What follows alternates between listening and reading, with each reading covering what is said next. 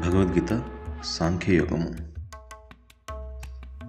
మాత్రా స్పర్శాస్తు కౌంతేయ శీతోష్ణ సుఖదుఃఖద ఆగమాపాయనో అనిత్య స్తాం స్థితిక్షస్వ భారత.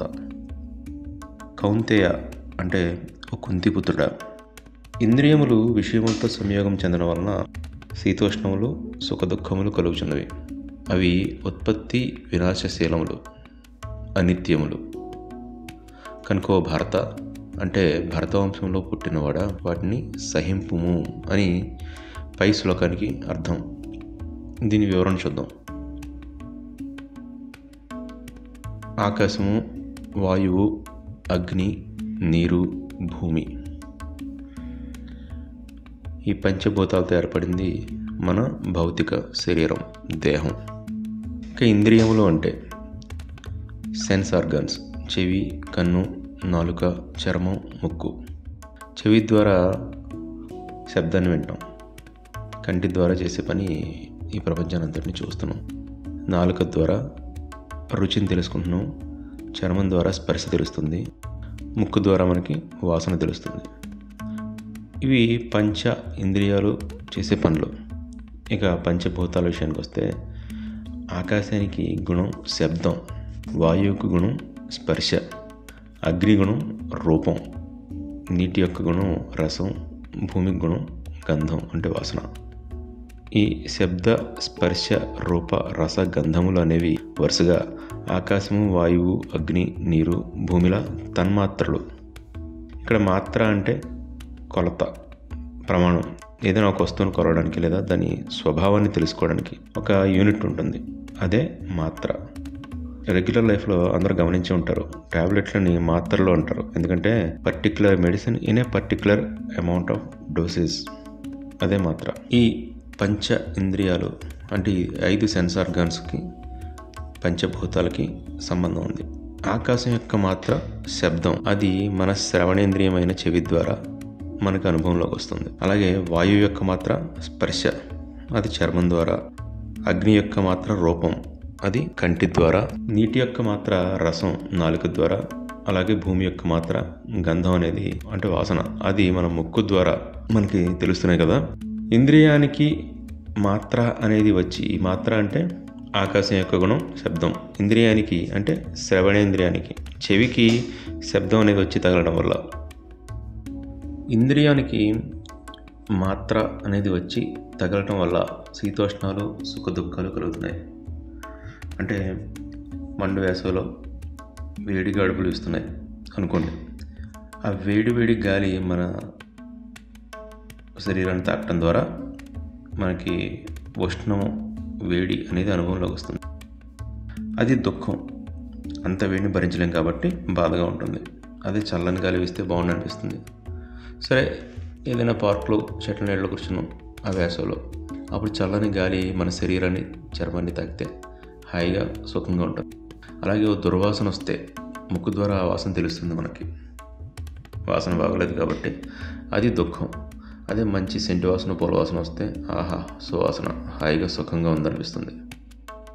అలాగే అగ్ని అంటే లైట్, కాంతి తగు మాత్రంలో ఉన్నప్పుడు మాత్రమే వస్తువులను చూడగలుగుతాం. కాంతి ఎక్కువైపోతే చూడలేము, అలాగే తక్కువైపోయినా చీకటి ఏమీ కనపడదు.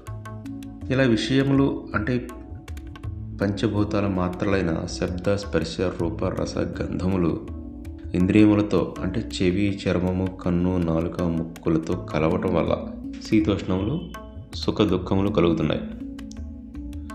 ఇవి పర్మనెంట్ అంటే కాదు. వేడి గాలి వీస్తుంది, దుఃఖం. కాసేపటికి సాయంత్రం అయ్యి కాస్త చల్లగా గాలి వేస్తుంది, శరీరానికి హాయిగా ఉంది, సుఖం. ఇలా ఈ సుఖ దుఃఖాలు వచ్చిపోయేవి. శాశ్వతంగా సుఖము లేదా శాశ్వతంగా దుఃఖము ఉండిపోదు. కాబట్టి తితిక్ష అంటే ఓర్పు, సహనము. ఈ శీతోష్ణాలు సుఖ దుఃఖాలు ఓర్చుకో అర్జున అని అంటున్నారు పరమాత్మ. ఇక్కడ ఓ డౌట్ రావచ్చు జనరల్గా. అర్జునుడేమో నా వాళ్ళని, నా బంధువులని నేను చంపలేను అంటుంటే, శరీరానికి శీతోష్ణాలు వస్తాయి, వచ్చిపోతుంటాయి, ఓర్చుకుంటాడేంటి అనే డౌట్ రావచ్చు. అర్జునుడు సేదంతి మమగాత్రాన్ని అంటూ నా గొంతు ఎండిపోతుంది, నా శరీరం వేడిగా జ్వరం వచ్చినట్లయిపోయింది చేతులు వణుకుతున్నాయి, గాంధీవాన్ని పట్టుకోలేకపోతున్నా అని వదిలేశాడు కదా ధనుస్సుని. సో ఫస్ట్ కృష్ణ పరమాత్మ అర్జునుడిని నీ శరీరానికి కలిగిన ఈ లక్షణాలన్నీ కేవలం పంచభూతాల తన్మాత్రలో నీ జ్ఞానేంద్రియాలను స్పృశించిన కారణంగా కలిగినవి. జస్ట్ కాసేపు నీకు ఆ షివరింగ్, ఫీవరు, డిహైడ్రేషన్ ఇలాంటి లక్షణాలు అనుభవంలో ఉంటాయి, కాస్త తట్టుకోవయ్యా. నీవు ఆత్మవి, శరీరానికి కాదు కాబట్టి ధైర్యంగా ఉండు, తేరుకో అని ఫస్ట్ అర్జునుడికి కలిగిన శారీరక అస్వస్థత లక్షణాలను తట్టుకోమని చెప్తున్నారు పరమాత్మ. ఫస్ట్ ఏమన్నారు? నువ్వు, నేను, ఈ రాజులు అందరం కూడా ఆత్మస్వరూపులము. గతంలో ఉన్నవారమే, వర్తమానంలో ఉన్నాము, భవిష్యత్తులో కూడా ఉంటాము. శరీరం మాత్రమే జీర్ణమవుతుంది. ఆ శరీరాన్ని విడిచి కొత్త శరీరాన్ని ధరించే ఆత్మలం మనమంతా అని చెప్పారు కదా. ఇప్పుడు నీ శరీరానికి కలిగిన ఈ అస్వస్థత లక్షణాలు జస్ట్ కాసేపు ఓర్చుకున్నావు అంటే అవే పోతాయి. నీ జ్వరం తగ్గిపోతుంది, నీ వణుకు తగ్గిపోతుంది. సో కాసేపు ఓర్చుకోయా అంటున్నారు. తర్వాత ఇయం హి న వ్యధయంత్యేతే పురుషం పురుషర్షభ సమ దుఃఖ సుఖం ధీరం సో అమృతత్వాయ కల్పతే. ఇక్కడ పురుషర్షభ అన్నారు. పురుషర్షభ అంటే ఓ పురుష శ్రేష్ఠ. ధీరుడైన వాడు సుఖ దుఃఖాలను సమానంగా చూస్తాడు. అటువంటి పురుషుడిని విషయ ఇంద్రియ సంయోగములు చలింపచేయజాలవు. అతడే మోక్షాన్ని పొందడానికి అర్హుడు అని ఈ శ్లోకానికి అర్థం. ఇక వివరణలోకి వెళ్తే, వృషభ అనే పదం గొప్పతనాన్ని సూచిస్తుంది. పురుషులలో శ్రేష్ఠుడా, పురుషుల్లో గొప్పవాడా అనే అర్థంలో పురుషర్షభ, ఓ గొప్పవాడా, అందరికంటే గొప్పవాడా అన్నట్టుగా ఓ పురుషర్షభ అని కృష్ణ పరమాత్మ అర్జునుడిని సంబోధించారు. మీన్స్ అర్జునుడు మహావీరుడు, మహాధైర్య పరాక్రమాలు కలవాడు. కానీ తన బంధువులను తానే చంపేస్తున్నాను, పాపం చేస్తున్నాను అనే భ్రమకు లోనై హృదయ దౌర్బల్యానికి గురైన కారణంగా ఆయన డిస్టర్బ్ అయ్యాడు.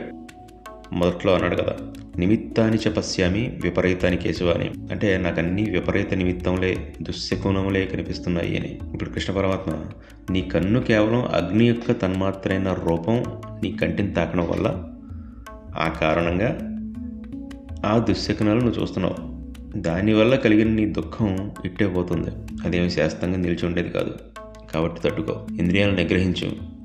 అలా ఇంద్రియ నిగ్రహం ఉంటే సుఖదుఖాల పట్ల సమభావం కలుగుతుంది. అటువంటి వారే ధీరులు. అటువంటి ఆ ధీరులే మోక్షాన్ని సాధించడానికి అర్హులు. నిజానికి అర్జునుడు ఇంద్రియ నిగ్రహం కలవాడే. భారత కథ అంతా తెలిస్తే ఆ విషయం అర్థమవుతుంది. కానీ అంతటి వాడు కూడా ఇక్కడ డిస్టర్బ్ అయ్యాడు. తన నిజ స్వభావాన్ని మర్చిపోయాడు. నువ్వు ఆల్రెడీ ధీరుడు అయ్యా, పురుష శ్రేష్ఠ. సో ధీరుడివి ధీరుడిలాగే ఉండు, ఇంద్రియ నిగ్రహం పాటించు ఇప్పుడు కూడా అంటున్నారు కృష్ణ పరమాత్మ.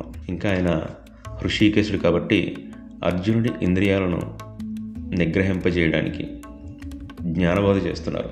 ఉదాహరణకి టీచర్ స్టూడెంట్కి పలానా క్వశ్చన్కి పలానా ఆన్సర్ అని చెప్పేస్తే క్వశ్చన్ ఆన్సర్ గుర్తుపెట్టుకుని ఎగ్జామ్ పాస్ అవుతాడు స్టూడెంట్. బట్ అవే క్వశ్చన్స్ వస్తేనే ఆ టీచరు గురువు కాలేడు. ఇక్కడ అర్జునుడు కృష్ణ పరమాత్మని నీ శిష్యుడను, నాకు ఏది మంచిదో చెప్పు అని గురువుగా భావించి అడిగాడు కదా. సో పరమాత్మ కంప్లీట్ జ్ఞానబోధ చేసి, అంటే లెసన్ క్లియర్గా కంప్లీట్గా అర్థమయ్యేలా చెప్పి, ఏ క్వశ్చన్ వచ్చినా ఎగ్జామ్లో ఆ క్వశ్చన్ ఎలా అడిగినా స్టూడెంట్ తను సరైన ఆన్సర్ తనకు తానుగా తను నేర్చుకున్న లెసన్ నుంచి గ్రహించి రాయగలిగేలా చేస్తున్నారు యాజ్ గురు. అంటే కేవలం తాత్కాలికంగా అర్జునుడికి బాధ పోయేలా, దుర్యోధనుడు, భీష్ముడు వీళ్ళంతా నీకు చాలా అన్యాయం చేశారయ్యా.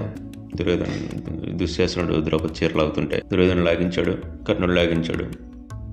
ఈ ద్రోణుడు, భీష్ముడు వీళ్ళంతా చూస్తూ ఊరుకున్నారు, అడ్డు చెప్పలేదు. నీకు అన్యాయం, మీ పాండవులకు అన్యాయం జరిగిపోయింది, మిమ్మల్ని అడవులకు గంటేశారు. అలా కొంచెం రెచ్చగొట్టి నువ్వు వీళ్ళు చంపినా పర్వాలేదు, తప్పేం లేదు, నీకేం పాపం అంటదో, నువ్వు భయపడద్దు అని ఏదో చెప్పేయచ్చు. కానీ పరమాత్మ ఆత్మజ్ఞానాన్ని బోధించి దేహానికి ఆత్మకు తేడా విడమర్చి చెప్పి అన్ని భయాల నుండి, అన్ని బంధాల నుండి విముక్తి పొందే అమృతత్వము, అదే మోక్షము. ఒక్కసారి ఈ ఎగ్జామ్ పాస్ అయ్యి మోక్షాన్ని పొందేస్తే ఇక ఇంకో ఎగ్జామ్ ఏది రాయాల్సిన అవసరం లేని పాఠాన్ని, జ్ఞానాన్ని అర్జునుడికి బోధిస్తున్నారు పరమాత్మ. తర్వాత పాటలో మిగతా విషయాలు చూద్దాం. అందరం కలిసి గీత యజ్ఞం చేద్దాం.